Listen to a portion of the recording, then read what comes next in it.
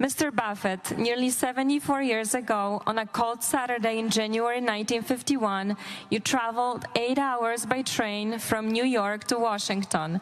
You went all the way on nothing but hope that someone might teach you more about the insurance industry. Arriving at Geico's office to find the doors locked, you persisted until a janitor let you inside.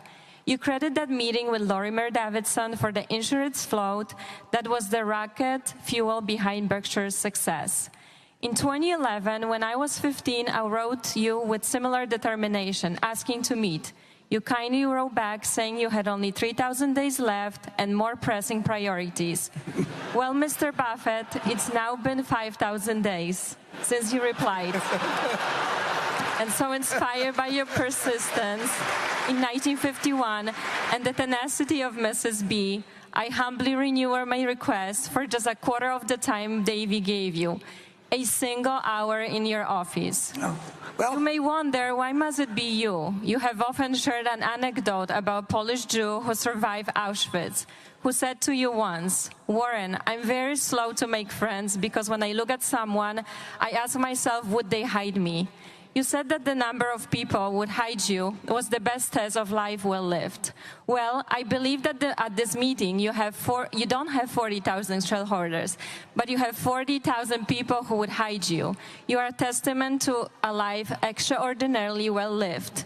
Yet even you have not fully witnessed this transformative power of a client. I'll let you write my biography, but I think I've got the point of your question.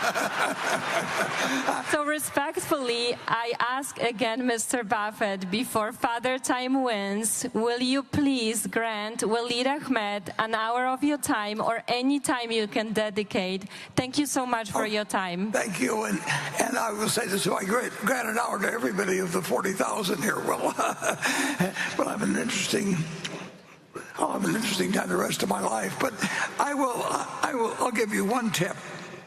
I found that when I was very young, and I would drive around to various companies all over the country, and because I was very young, and these were companies that were offbeat, and they didn't have investor relations departments then, almost every CEO would see me because they figured they'd never see me again.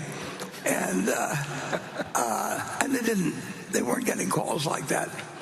And I would ask them two questions. I would explain to them, it's not a bad idea, incidentally. If you're going to walk into somebody's office and you say you want 10 minutes of their time, take a hourglass and stick it on the desk of the person you're talking to and turn it up so that it's going to go for 10 minutes, and you say you're going to leave in 10 minutes unless they ask you to stay. And that sets the terms. But then once you have that, if they're in the coal business, we'll say, which happened to be one that I was interested in 70 years ago or so, you just ask them one question, that if they were to be stuck on a desert island and they had to own only one of their competitors' stock during the 10 years they were going to be on that island, which one would it be and why? And then after they give you that answer, you say the same thing. You were going to short your net worth while you were on that island, which would it be and why? Because every manager likes to talk about their competitors. They're like a bunch of school kids, when they get into talking about their competitors. And I probably learned more about various industries by just making sure that they didn't think I'd stay too long, and that in the meantime they would have the floor and talk about their competitors. I kept my own mouth shut in those days. That's a lesson I've lost somewhere along the line. But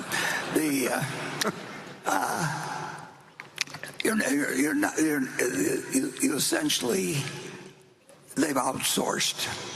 Or I shouldn't say outsourced, but they've departmentalized investor relations at all companies of size practically now. So you've got 3,000 companies or whatever they have, and they all have departments. and each one of them has an investor relations department practically, and their job is to say, this is the best thing you can do today is buy our stock. Well, the whole concept is total idiocy. But it's a big business, and it gets bigger, and the investor relations department gets bigger, and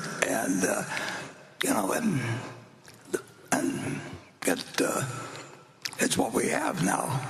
But do a little of your own work, your own way. But Berkshire Hathaway has got plenty of material out there for you to read.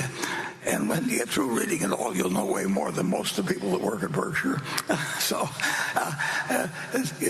you don't need a personal interview. If we take an hour times even the 40,000 people we may have here, plus Becky's many listeners and viewers, it just doesn't work. So I admire your effort, but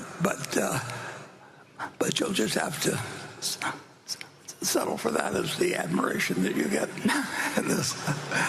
Okay.